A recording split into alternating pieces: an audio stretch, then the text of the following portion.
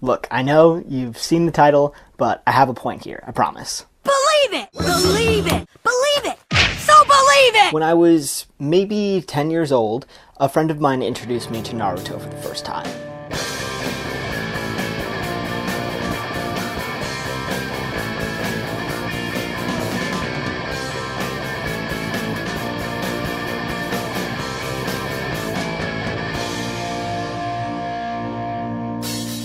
I became absolutely enamored by it by the end of just the first episode. The bright colors and exaggerated movements were unlike anything I had seen in Western TV and kept my eyes darting across the screen. The tone jumped from ridiculously quirky to intensely emotional in a matter of seconds and would flip back and forth over these tight-knit 20-minute episodes. The characters felt diverse and unique, each of them coupled with their own really cool costume and awesome ninja powers. It was 10-year-old paradise. All it took was a few sick days home from school to finish all 200 episodes of the original series. And by that time, I had the anime bug. Next up was Fullmetal Alchemist, the original, and Brotherhood, Ouran Host Club, Soul Eater, Bleach, One Piece, Wolf's Rain, Fairy Tail, Inuyasha. By the time I turned 12, I was desperate to find other people who liked anime as much as I now did.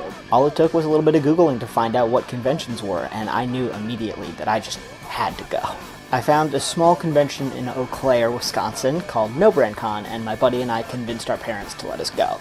Before we go any further, you should know the footage you're about to see has not seen the light of day in 7 years. And if I'm lucky, after this video, it will never see the light of day again.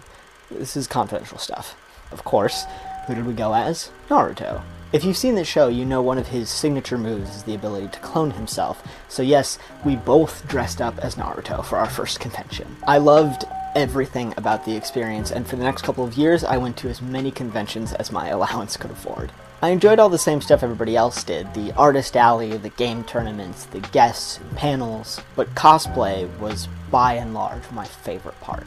Looking back, I think it was a lot more than the ability to dress up as my favorite characters that drew me to cosplay. It wouldn't be another year or so until one of my favorite cosplayers would upload a video coming out as a trans man. But it was at that moment that I realized, for me, cosplay had been an opportunity to explore my gender without me even knowing that's what I was doing. The rest, as they say, is history. But hold on a sec. This video is about how Naruto influenced me as a trans man. So what about it makes it stand out from the rest of the anime I watched, more than even the cosplay that I enjoyed doing so much? Not only was Naruto my introduction to anime, I think his character and the themes of his journey were instrumental to my own journey of self-discovery, one that would eventually lead me to coming out as trans. Naruto is the story of a boy ostracized by his village because he's embedded with the spirit of the nine-tailed fox, a demon that ravaged the land and its people years prior. Because of something that's out of his control, something he was literally born with, Naruto becomes an outsider. Sound a little familiar? As the show progresses, it's Naruto's self-determination and sheer willpower that causes him to rise above his comrades and make a name for himself. Along the way, he finds that the very demon he was cursed with is in many ways his greatest strength. Throughout its entire 720-episode run, Naruto is filled with themes of self-determination and perseverance. Just about every all hope is lost plot point is followed by the main character simply gritting his teeth and pushing through it, discovering another piece of the power that's always resided within him. As the show matures, and its main character with it, the second and arguably primary theme of Naruto is one of trust and codependence. As a social outcast, Naruto is so used to relying on himself that his greatest challenge is in leaning on his friends that he makes along his journey. As a trans man who transitioned in my preteens, which is pretty young, I understood at a very early age that I needed to prove my identity to others through my own willpower and determination. After I came out, my biggest struggle was learning that it was okay to open myself up and trust others with pieces of myself I had kept hidden and protected for so long.